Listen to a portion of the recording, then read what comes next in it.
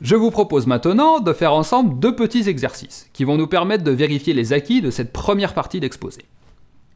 Premier exercice.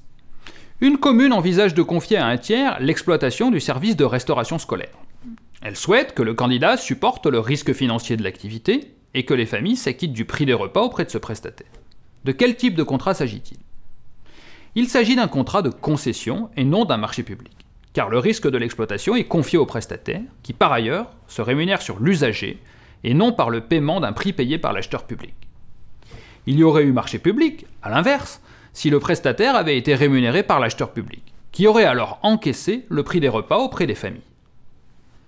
Deuxième exercice. Une communauté de communes signe avec un promoteur immobilier privé un contrat d'achat de surface de bureaux. 3/4 des surfaces dans un futur immeuble neuf, comportant un programme précis. Surface, disposition, etc.